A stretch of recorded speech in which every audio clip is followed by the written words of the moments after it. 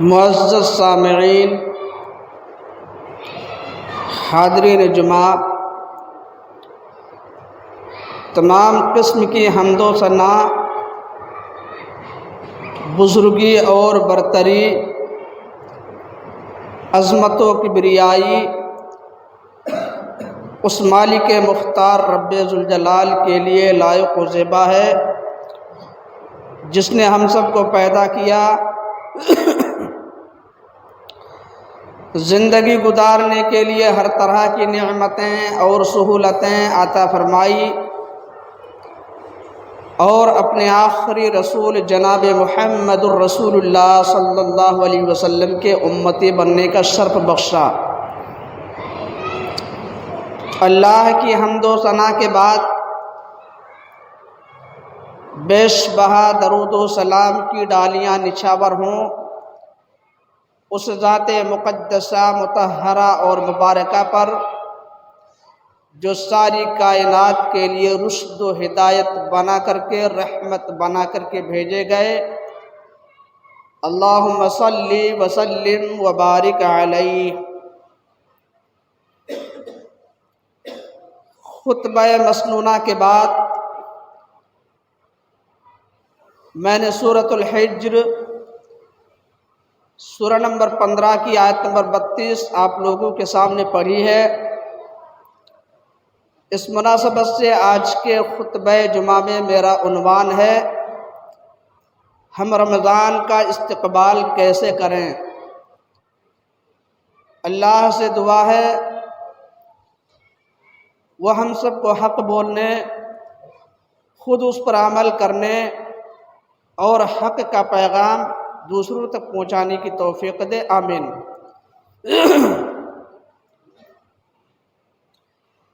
برادران اسلام، جو مہینہ آنے والا ہے اس کے بہت سارے فضائل ہیں۔ اس کی سب سے بڑی فضیلت یہ ہے کہ اسی مہینے میں اللہ رب العالمین نے اپنا آخری مقدس کلام قرآن مجید نازل کیا جو ساری کائنات کے لیے ہدایت کا سرچشمہ ہے۔ آنے والے مہینے کو اگر مہینوں کا سردار کہا جائے تو غلط نہ ہوگا، کیونکہ نیکی کے اعتبار سے وہ موسم بہار ہے۔ آپ غور کیجئے کہ جو مہمان جتنا اہم ہوتا ہے ہم اور آپ اس کے لیے اتنی ہی اچھی تیاری کرتے ہیں۔ تو جب رمضان کا مہینہ نیکیوں کے لیے موسم بہار ہے تو ہمیں اور آپ کو اس کا استقبال اتنے ہی اچھے طریقے سے کرنا چاہیے۔ رمضان کا مہینہ جو ہم پر سایہ فگن ہونے والا ہے، بہت ہی جلد آنے والا ہے، اس مہینے کے متعلق ہمارے پیارے رسول صلی اللہ علیہ وسلم نے کیا فرمایا، آئیے ایک حدیث سنتے ہیں۔ عن انس بن مالک الانصاری رضی اللہ تعالی عنہ قال دخل رمضان فقال رسول اللہ صلی اللہ علیہ وسلم ان هذا الشهر قد حضركم وفيه ليلة خير من 1000 شهر من حرمها فقد حرم الخير كلها من حرمها فقد حرم الخير كله ولا يحرم خيرها الا محروم۔ رواہ ابن ماجہ فی کتاب الصیام چیپٹر نمبر 16 حدیث نمبر 1644۔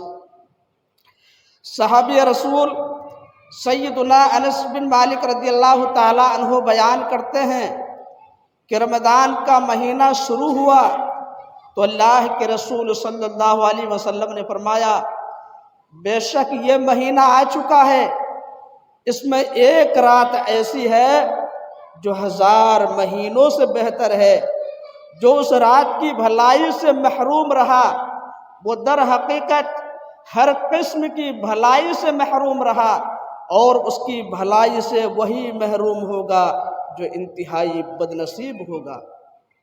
میرے بھائیوں، رحمت کا، برکت کا اور مغفرت کا جو مہینہ ہم پر سایہ فگن ہونے والا ہے، بہت ہی جلد آنے والا ہے، اس مہینے کے استقبال کے سلسلے میں جب ہم لوگوں کا جائزہ لیتے ہیں تو آج مسلم سماج میں دو کوالٹی کے لوگ پائے جاتے ہیں، دو قسم کے لوگ پائے جاتے ہیں۔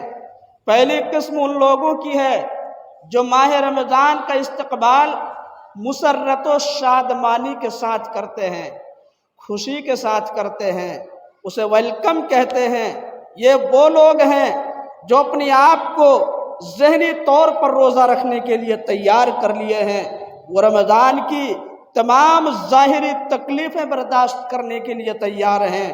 وہ یہ بات اچھی طرح جان چکے ہیں کہ اگر ہم یہاں کی تکلیفیں برداشت کریں گے تو اللہ تعالیٰ ان تکلیفوں کے بدلے جنت میں ہمیں بہت سارے انعامات سے نوازے گا۔ پھر وہ رمضان کے لیے اچھی طرح تیاری کرتے ہیں اور خوشگوار موڈ کے ساتھ ماہ رمضان کا استقبال کرتے ہیں۔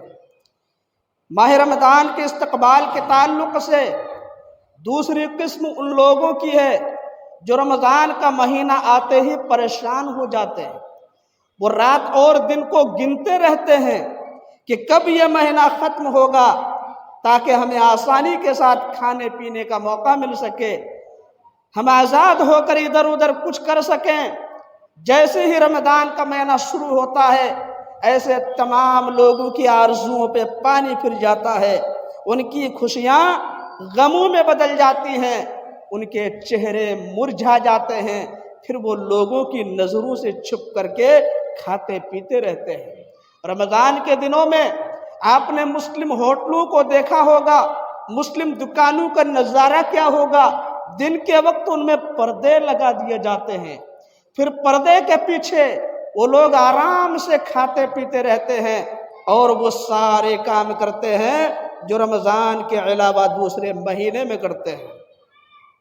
گویا وہ لوگ لوگوں سے پردہ کرتے ہیں، مگر اللہ جس نے ان کو پیدا کیا، ان کو اچھی شکل و صورت دی، دیکھنے کے لیے دو آنکھیں دی، سننے کے لیے دو کان دیے، کسی چیز کو پکڑنے کے لیے، چھونے کے لیے دو ہاتھ دیے، چلنے پھرنے کے لیے دو پاؤں دیے، اور اچھی بری چیز کو سمجھنے کے لیے ایک مضبوط دماغ بھی دیا۔ اس اللہ سے کوئی پردہ نہیں، اس اللہ کا کوئی خوف نہیں، اس اللہ کا کوئی ڈر نہیں۔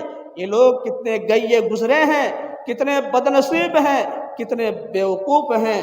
پھر جب رمضان کا مہینہ ختم ہوتا ہے تو یہ لوگ خوش ہو جاتے ہیں کہ چلو اس مصیبت سے جان چھوٹی، اب ہم آزاد ہو کر دن کے وقت بھی کھائیں گے پیئیں گے اور جو چاہیں گے کریں گے۔ افسوس کی بات ہے ان نادانوں کو معلوم نہیں کہ انہوں نے کتنا اچھا موقع گنوا دیا اپنے رب کو راضی کرنے کا، اپنے رب کو راضی کرنے کا بہترین موقع تھا، لیکن انہوں نے اپنے برے اعمال سے، برے کرتوت سے اپنے رب کو ناراض کر دیا ہے۔ رمضان کا مہینہ جو عبادتوں کا مہینہ ہے، نیکیوں کا مہینہ ہے، اس سے ذرہ برابر بھی فائدہ نہیں اٹھایا۔ کسی شاعر نے کہا، اس آرزو کے باغ میں آیا نہ کوئی پھول، اس آرزو کے باغ میں آیا نہ کوئی پھول، اب کے دن بہار کے یوں ہی گزر گئے۔ نیکیوں کا مہینہ گزر جاتا ہے، گناہوں سے بخشش کا مہینہ گزر جاتا ہے، لیکن ان لوگوں کو ذرہ برابر بھی افسوس نہیں ہوتا۔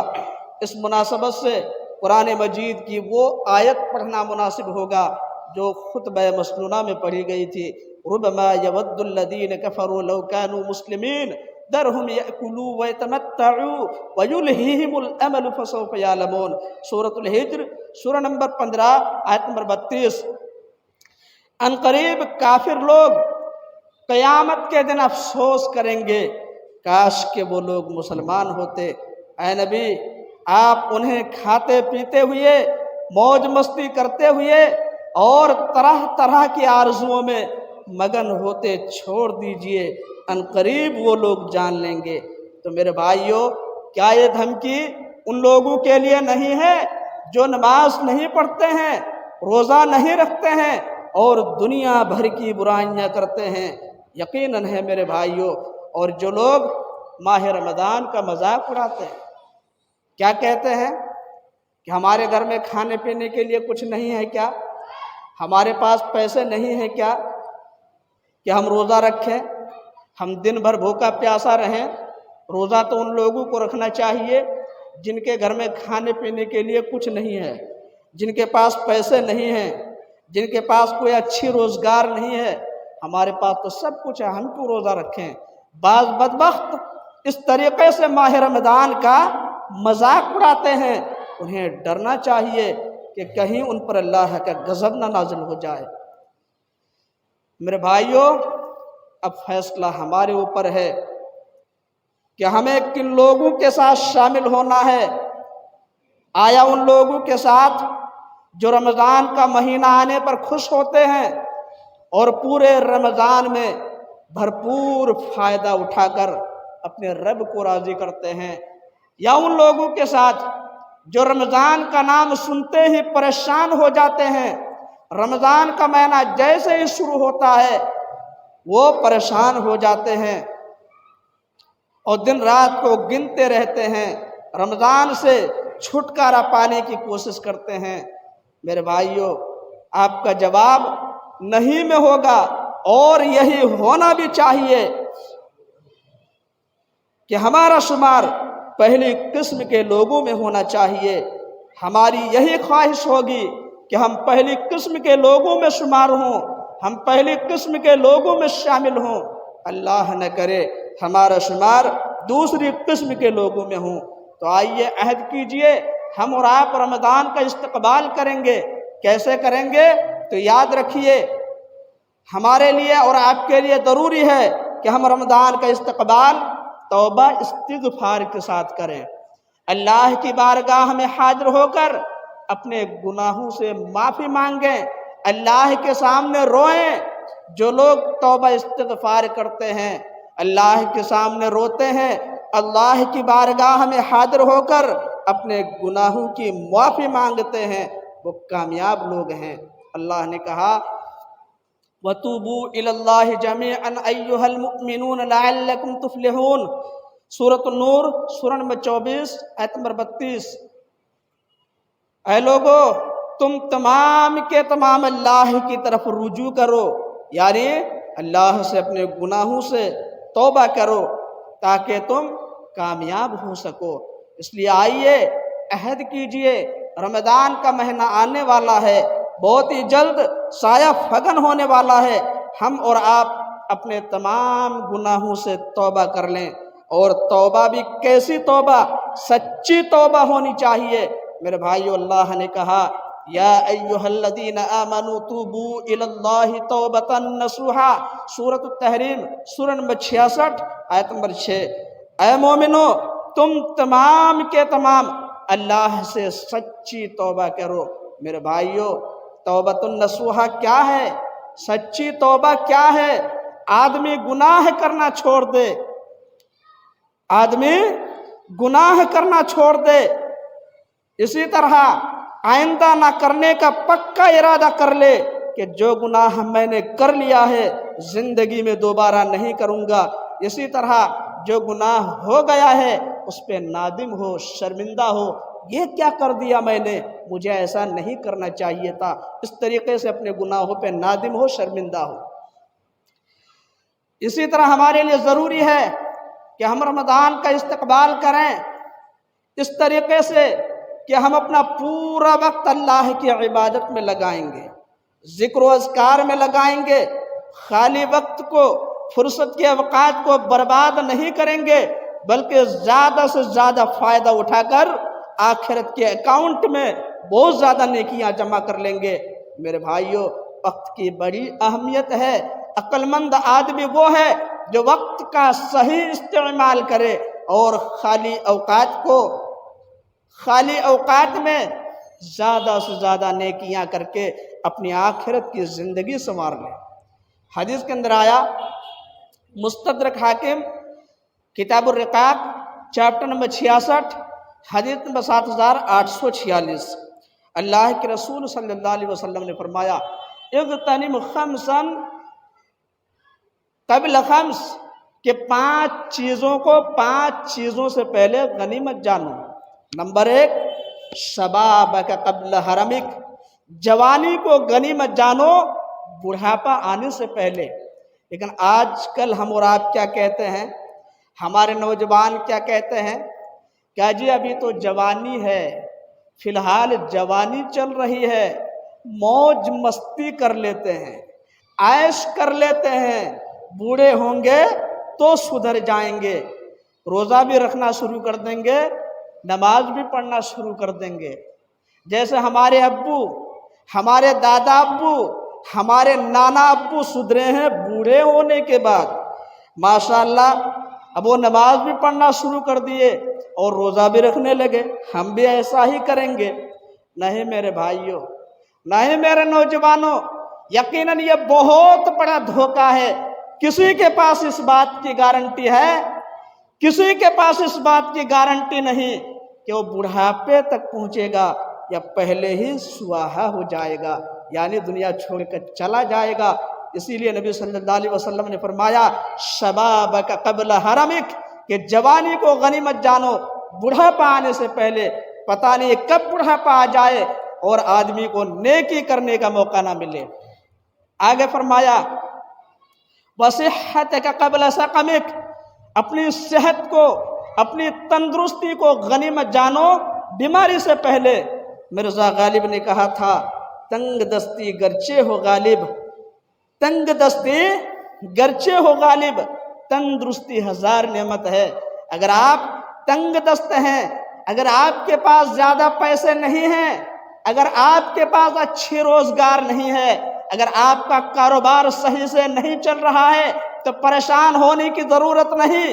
اگر آپ کے پاس صحت ہے، اگر آپ کے پاس تندرستی ہے تو خوش ہو جائیے، آپ کے پاس بہت بڑی دولت ہے، یہ کاروبار کبھی بھی چمک سکتا ہے، یہ پیسے آپ کبھی بھی کما سکتے ہیں، لیکن اللہ نے جو آپ کو صحت دے رکھی ہے میرے بھائیوں، اگر یہ صحت ایک بار چلی گئی تو یہ صحت دوبارہ آپ کو ملنے والی نہیں ہے۔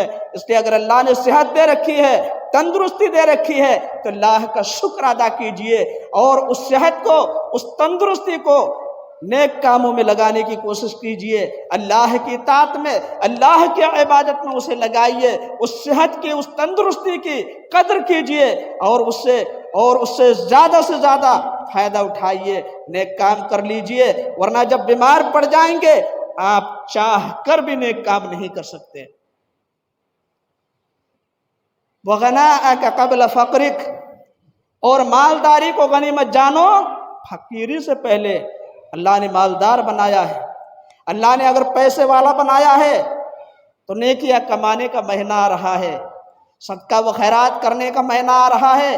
میرے بھائیو زیادہ سے زیادہ مال اللہ کے راستے میں خرچ کر دیجئے، ورنہ جب بے روزگار ہو جائیں گے، جاب لیس ہو جائیں گے، غریب ہو جائیں گے، آپ کے پاس کوئی روزگار نہیں ہوگی، آپ اللہ کے راستے میں مال خرچ کرنا چاہیں گے، آپ کے اندر خواہش پیدا ہوگی، لیکن آپ چاہ کر بھی اللہ کے راستے میں مال خرچ نہیں کر پائیں گے۔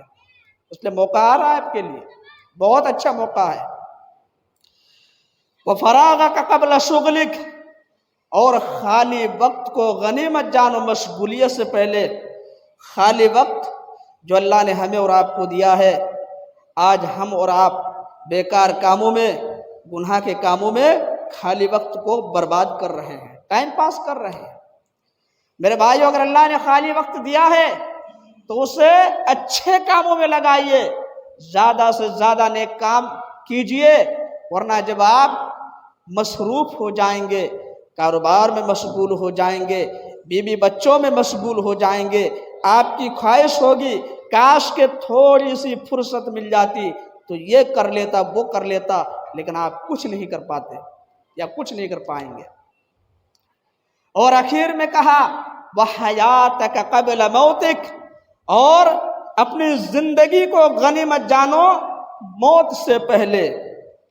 موت سے پہلے جو زندگی ملی ہوئی ہے اس کی اہمیت کو سمجھیے اور اچھے کاموں میں لگائیے، ورنہ جب موت آئے گی تو دنیا سے یہی کہتے ہوئے رخصت ہو جائیں گے عمریں دراز مانگ کر لائے تھے 4 دن، عمریں دراز مانگ کر لائے تھے 4 دن، 2 آرزو میں کٹ گئے 2 انتظار میں۔ اس لیے میرے بھائیوں، جو زندگی ملی ہوئی ہے اس کی اہمیت کو سمجھیے اور اللہ کی عبادت میں، اللہ کی اطاعت میں اسے لگانے کی کوشش کیجیے۔ حدیث کے حوالے سے یہ جو 5 باتیں میں نے بیان کی ہیں، ایک شاعر نے اپنے اشعار میں بڑے اچھے انداز میں بیان کیا ہے، میں چاہتا ہوں وہ اشعار آپ کو سنا دوں۔ شاعر نے کہا، غنیمت ہے صحت علالت سے پہلے۔ ابھی حدیث کے حوالے سے کیا کہا میں نے؟ وصحتک قبل سقمک، کہ اپنی صحت کو غنیمت جانو بیماری سے پہلے۔ یہی بات ہے اس شعر کے اندر کہ غنیمت ہے صحت علالت سے پہلے، فراغت مشاغل کی کثرت سے پہلے، جوانی بڑھاپے کی زحمت سے پہلے، اقامت مسافر کی رحلت سے پہلے، فقیری سے پہلے غنیمت ہے دولت، جو کرنا ہے کر لو کیونکہ تھوڑی ہے مہلت۔ میرے بھائیو، اس پر ضرور غور کیجئے گا۔ جب موت آئے گی تو آپ کے پاس سوچنے کے لیے وقت نہیں ہوگا۔ اس وقت آپ لاکھ کوشش کریں گے، آپ لاکھ خواہش کریں گے، آپ چاہیں گے، لیکن آپ کو ذرہ برابر بھی مہلت نہیں ملے گی۔ اس لیے اب موقع ملا ہوا ہے آپ کو۔ اگر آپ اس وقت نہیں سدھرے، اس وقت اللہ کی عبادت میں، اللہ کی اطاعت میں اپنی زندگی کو نہیں لگائے تو قیامت کے دن بہت افسوس کرنا پڑے گا۔ قیامت تو دور کی بات، موت کے وقت آپ پچھتانا شروع کر دیں گے۔ ہمارے لیے ضروری ہے کہ ہم رمضان کا استقبال اس طریقے سے کریں کہ ہم رمضان کے تعلق سے سارے مسائل اچھی طرح جان لیں، رمضان کے تعلق سے کتابیں خرید لیں، رمضان کے تعلق سے پروگرامز دیکھیں، رمضان کے تعلق سے علماء کی مجلس میں بیٹھیں تاکہ کوئی غلطی سرزد نہ ہو۔ ہمارے لیے ضروری ہے کہ ہم رمضان کا استقبال اس عہد کے ساتھ کریں گے کہ اب کی بار رمضان کو یوں ہی بیکار جانے نہیں دیں گے۔ دیکھتے نہیں ہیں آپ کتنے لوگ اپنا وقت یوں ہی برباد کر رہے ہیں، رمضان کے دنوں میں اپنا وقت برباد کر رہے ہوتے ہیں۔ کوئی کیرم کھیل کر اپنا وقت برباد کر رہا ہوتا ہے، کوئی جوا کھیل کر اپنا وقت برباد کر رہا ہوتا ہے، کوئی لوڈو کھیل کر اپنا وقت برباد کر رہا ہوتا ہے، کوئی کرکٹ کھیل کر یا کرکٹ دیکھ کر اپنا وقت برباد کر رہا ہوتا ہے، کوئی بائک پر موٹر سائیکل پر بیٹھ کر اپنا وقت برباد کر رہا ہوتا ہے، کوئی ادھر ادھر گھوم پھر کر اپنا وقت برباد کر رہا ہوتا ہے، اور کوئی ایئر فون لگا کے گانے سننے میں اپنا وقت برباد کر رہا ہوتا ہے۔ اور کتنے بد نصیب تو ایسے ہیں جو رمضان کے دنوں میں روزہ کی حالت میں فلم دیکھ کر، سیریل دیکھ کر اپنا وقت برباد کر رہے ہوتے ہیں، رمضان کی راتوں کو بھی برباد کر رہے ہوتے ہیں اور دن کو بھی برباد کر رہے ہوتے ہیں۔ جی ہاں میرے بھائیوں، ایسا ہی کرتے ہیں بعض لوگ۔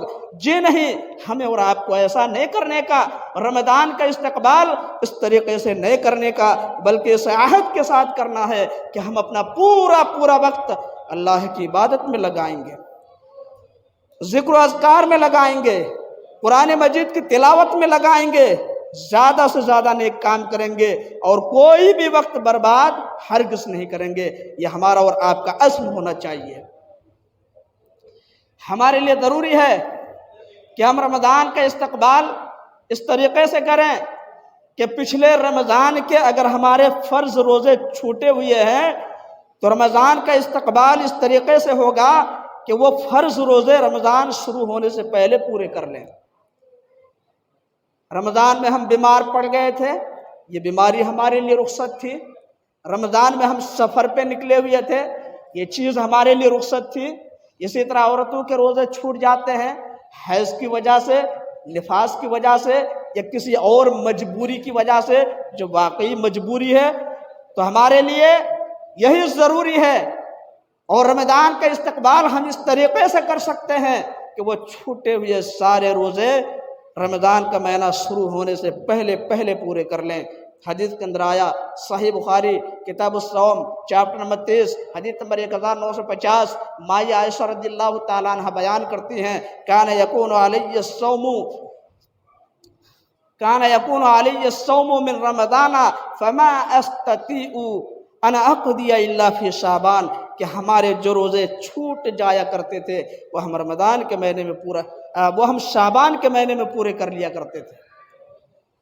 तो अगर रोज़े हमारे छूटे हुए हैं तो रमज़ान का महीना शुरू होने से पहले हम रोज़े पूरे कर लें। हमारे लिए ज़रूरी है कि हम रमज़ान का इस्तकबाल इस तरीके से करें कि रमज़ान का महीना शुरू होने से पहले अपनी सारी तैयारियां मुकम्मल कर लें, ताकि रमज़ान के महीने में हम सही तरीके से अल्लाह की इबादत कर सकें, हम ज़िक्र अज़कार कर सकें, हम कुरान मजीद की तिलावत कर सकें, हम अल्लाह से अपने गुनाहों की माफ़ी मांग सकें और दूसरे नेक काम अंजाम दे सकें। लेकिन आज का माहौल देख कर लगता है कि रमज़ान ही को कुछ लोगों ने खाने पीने का महीना समझ लिया है, शॉपिंग करने का महीना समझ लिया है। इसी तरह और दूसरे अहम काम रमज़ान ही के महीने में वो निपटाते हैं और कहते भी हैं कि जी साल भर में जो बेहतरीन खाने पीने का नसीब नहीं होता, या जो बेहतरीन खाना पीना हम साल भर में इंतज़ाम नहीं कर पाते, रमज़ान में आसानी से कर लेते हैं, रमज़ान में आसानी से खा पी लेते हैं, रमज़ान में आसानी से फुला काम कर लेते हैं, इसलिए इधर ज़्यादा तवज्जो देते हैं। मेरे भाइयों, रमज़ान का महीना जो आपको मिलने वाला है उसका एक एक लम्हा बहुत कीमती है। अगर आप उससे फ़ायदा नहीं उठाएंगे तो आपको अफसोस करना पड़ेगा, आपको पछताना पड़ेगा। इसी तरह रमज़ान के आखिरी दिनों में कुछ लोग ईद की तैयारियों में लग जाते हैं। काफ़ी बदनसीब हैं वो लोग जो रमज़ान का कीमती वक्त इस तरीके से बर्बाद कर देते हैं। इसी तरह हमारी कुछ माएँ बहनें ज़्यादातर वक्त खाना बनाने में निकाल देती हैं। नहीं, ऐसा मत कीजिए। जो वक्त मिलने वाला है वो बहुत कीमती वक्त है, दोबारा मिले या ना मिले, आइंदा साल हम जिंदा रहे या ना रहे, जिंदगी की कोई गारंटी नहीं है। इसलिए मेरे भाइयों, रमज़ान का इस्तकबाल हमें सही तरीके से करना है, अपने लिए नेकियां जमा करने का महीना समझकर करना है, खुशी से करना है, पूरी दिल जमई और दिल के साथ रमज़ान का इस्तकबाल करना है। उन लोगों की तरह नहीं जो रमज़ान का नाम सुनते ही परेशान हो जाते हैं, उनके चेहरे का रंग उड़ने लगता है, वो रमज़ान के महीने को अपने लिए बोझ समझते हैं। हमें और आपको इस तरीके से नहीं बनना है। मेरे भाइयों, आखिरी बात, रमज़ान का महीना जो आ रहा है यह हमारे लिए बहुत बेहतरीन प्लेटफार्म है। अगर हम चाहें तो अपना अकीदा सही कर सकते हैं, अगर हम चाहें तो अपनी आमाल की इस्लाह कर सकते हैं, अगर हम चाहें तो अपना कैरेक्टर, अपना अखलाक अच्छा बना सकते हैं। यह हमारे लिए बहुत बेहतरीन प्लेटफार्म है। लेकिन अगर हम रमज़ान के दिनों में भी अगर हम ऐसा नहीं कर पाए, अपना अकीदा दुरुस्त नहीं कर पाए, अपना ईमान सही नहीं कर पाए, अपनी आमाल सही नहीं कर पाए, अपना अखलाक सही नहीं कर पाए, तो मेरे भाइयों याद रखिए, आप कभी भी सही नहीं हो सकते, आप कभी भी नहीं सुधर सकते। यह आपके लिए बेहतरीन मौका है। अगर उस वक्त नहीं सुधरे तो आप कभी भी नहीं सुधर सकते। इसलिए मौके से फ़ायदा उठाने की ज़रूर कोशिश कीजिएगा और अपने आप को सही कर लीजिएगा। अगर आप ऐसा नहीं करेंगे तो जैसे दुनिया में परेशान हैं, आखिरत में भी परेशानी आपका मुकद्दर बन जाएगी, ज़िल्लत और रुसवाई आपका मुकद्दर बन जाएगी। आखिर में अल्लाह से दुआ है कि अल्लाह ताला हमें माह रमज़ान का सही तरीके से इस्तकबाल करने की तौफीक दे। अल्लाह हमें अपने गुनाहों से सच्चे दिल से तौबा करने की तौफीक दे। अल्लाह हमें माह रमज़ान के एक एक लम्हा से भरपूर फ़ायदा उठाने की तौफीक दे। अल्लाह हमें ज़्यादा से ज़्यादा नेक अमाल करने की तौफीक दे। अल्लाह हमें अपने गुनाहों से सच्चे दिल से तौबा करने की तौफीक दे। अल्लाह हमें अल्लाह की बारगाह में हाजिर होकर अपने गुनाहों पे रोने की तौफीक दे। अल्लाह हमें ज़्यादा से ज़्यादा नेक काम करने की तौफीक दे। अल्लाह हमें इस्लाम की सच्ची तालीमात पर अमल पैरा होने की तौफीक दे। अल्लाह हमें जब तक दुनिया में रखे ईमान की हालत में इस्लाम पर रखे, और जब हमारा खात्मा हो ईमान की हालत में हो, इस्लाम पर हो। आमीन या रब्बल आलमीन। बारक अल्लाहु लना व लकुम फिल कुरआनिल अज़ीम व नफ़अना व इय्याकुम बिल